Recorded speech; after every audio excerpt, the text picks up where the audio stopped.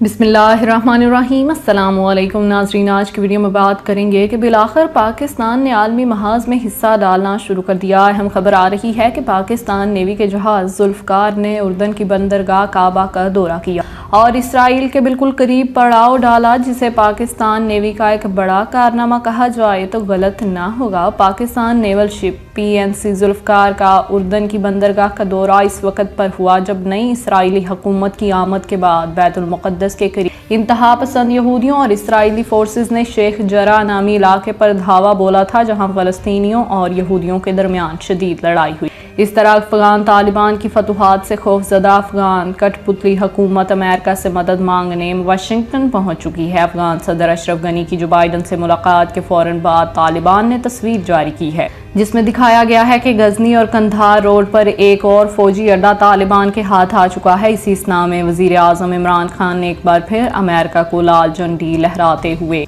कह दिया कि अगर अफगान तालिबान काबुल पर अटैक कर भी लेते हैं तो हम तालिबान के खिलाफ किसी भी कार्रवाई में हिस्सा नहीं लेंगे। जिस पर जो बाइडन और अफगान सदर के दरमियान मुलाकात के नताइज पर बिल्कुल पानी फिर चुका है। दूसरी जानिब नाजरीन, ब्लैक सी में बरतानवी जहाज दाखिल होने पर रूस ने कई बम समुद्र में दागे हैं और अगली बार बरतानवी जहाजों को बम्बों से उड़ाने की धमकी भी दे डाली है। सूरत हाल आखिर किस जानिब जाती दिखाई दे रही है? नाजरीन, ये तमाम तर चीजें आज आपको बताएंगे। छोटी सी गुजारिश है कि वीडियो को एंड तक देखें और हमारे चैनल को सब्सक्राइब करें। बात करते हैं कि बिलाखिर वाशिंगटन पोस्ट नामी अमेरिकन जरीदे ने तहलका खेज खबर जारी करते हुए कहा कि CIA की इंटेलिजेंस असेसमेंट के मुताबिक अफगान गवर्नमेंट 6 महीने में गिरने जा रही है। ये रिपोर्ट इस वक्त रिलीज हुई जब अमेरिकन सदर जो बाइडन ने पाकिस्तान को नजरअंदाज करते हुए अफगान क़यादत को वाशिंगटन तलब कर रखा था, जहां अफगान कठपुतली हुकूमत और अमेरिका के दरमियान मीटिंग भी जारी रही, जबकि रिपब्लिकन सेनेटर हेड्स इब्राहिम ने बयान दिया कि पाकिस्तान को नजरअंदाज करके अमेरिका ने भयानक गलती की है। अब अमेरिका इसकी सजा भुगतने के लिए तैयार हो जा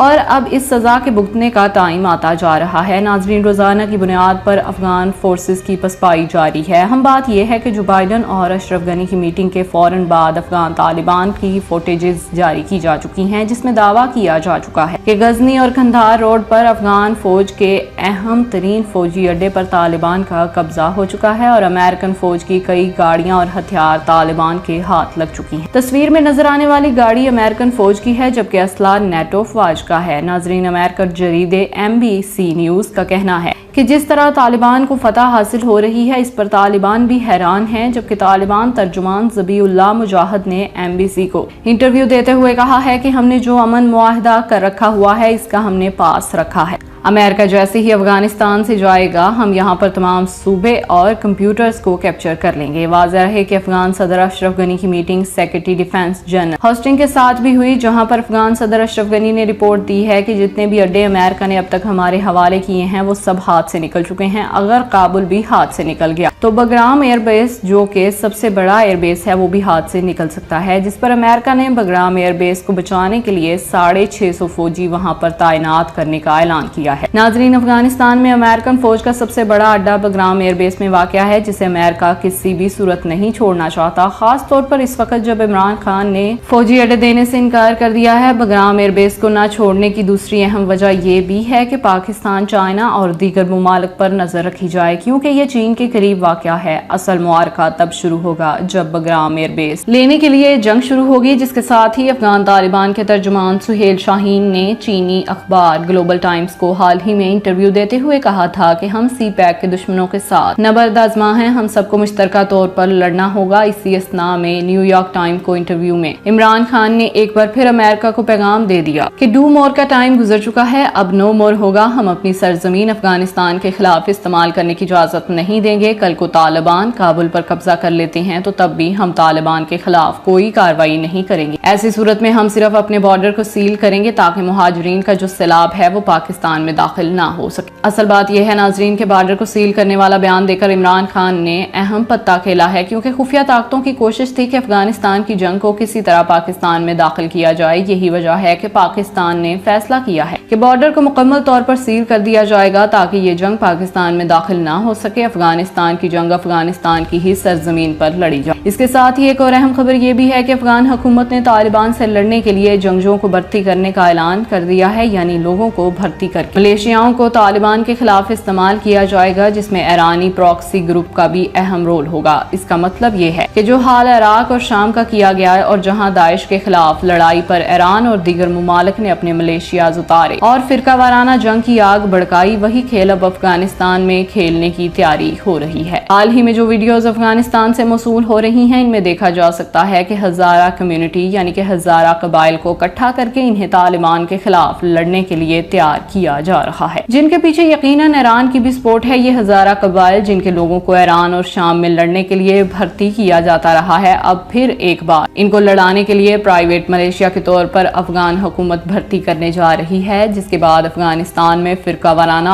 आग भड़कने का खदशा है। जैसा कि नाजरीन हमने पहले भी आपको बताया कि पाकिस्तान ने अमेरिका को अड्डे देने से इनकार कर दिया है। अब अमेरिका के पास ये आखिरी ऑप्शन है कि ईरान से पाबंदियां खत्म करके ईरान और इसके प्रॉक्सी ग्रुप का अफगानिस्तान में इस्तेमाल करे, जिसमें इंडिया का भी मुफाद है। इसीलिए हालिया सूरत हाल क्रिटिकल होती जा रही है। वाज़ेह रहे कि इंडिया के दफाई हलकों में काफी अरसे से ये बात भी ज़ेरे गर्दिश थी कि किसी तरह भी ईरान के प्रॉक्सीज ग्रुप को अफगानिस्तान में यूज किया जा सके, खास तौर पर इन प्रॉक्सीज ग्रुप को पाकिस्तान में उतारा जाए जिन्हें इराक और शाम में इस्तेमाल किया जाता रहा है। जो कि तालिबान ने पहले ही बयान दे रखा था कि दाइश को अमेरिकन फौज के हेलीकॉप्टर्स में अफगानिस्तान में लाया जाएगा ताकि अफगान तालिबान के खिलाफ इन्हें इस्तेमाल किया जा सके। लेकिन अफगानिस्तान के शमाल और मशरक में तालिबान ने भरपूर ऑपरेशन करके इनका सफाया शुरू कर दिया। अब की बार ईरानी प्रॉक्सीज ग्रुप को पुश किया जा रहा है। नाज़रीन अब देखना है कि ईरान और अमेरिका इंडिया की ट्रैप में आते हैं या नहीं। क्या ईरान पाबंदियां हटाने के बदले में अमेरिका को अपनी खिदमात पेश करता है या नहीं। दूसरी जानिब पाक बहरिया के नेवल जहाज PNA जुल्फकार उर्दन की बंदरगाह अकाबा तक पहुंचा था, जो कि इसराइल के बिल्कुल करीब वाक़या है। पाकिस्तान नेवी के जहाज इन दोनों बहरा रूम और बहराए अहमर का चक्कर लगा रहे हैं और मैरीटाइम सिक्योरिटी को यकीनी बनाने के लिए पाकिस्तान दोस्त मुमालिक की बंदरगाहों का भी विजिट कर रहा है। पाकिस्तान नेवी के बहरी जहाज का इसराइल के बिल्कुल करीब अकाबा पोर्ट पर बड़ा पड़ाव डालना अहमियत अख्तियार कर गया है। वाज़ेह रहे कि गजा पर बमबारी के बाद पाकिस्तान और मिस्री अफवाज ने जंगी मशकों का आगाज कर दिया है और दफाई मुआहदे भी किए हैं, जिसके बाद इसराइल के वजीर आजम नेतन्याहू की हुकूमत के खात्मे पर नए इसराइली हुकूमत ने शरपसंद इंतहा पसंद यहूदियों को बैतुल मुक़द्दस की जानिब मार्च करने की इजाजत दी थी, जिसके बाद बैतुल मुक़द्दस के करीब शदीद लड़ाइयाँ हुई और शेख जरा नामी अहम तरीन इलाके जहाँ काफी अरसे से तनाव है, वहाँ एक बार फिर इंतहा पसंद यहूदियों ने पुलिस की मदद से धावा बोला था और मस्जिद अक्सा और अरबों के खिलाफ नारे लगाए थे। इसी सूरत हाल में पाकिस्तान ने इसराइल पर नजर रखने के लिए मिस्र और उर्दन के साथ दफाई ताल्लुकात बढ़ाने का फैसला किया है। नाजरीन ये थी आज की पूरी खबर। इस हवाले से अब आप क्या कहते हैं, कमेंट सेक्शन में अपनी राय का इजहार जरूर कीजिएगा। अब तक के लिए इतना ही। जज़ाकल्लाह।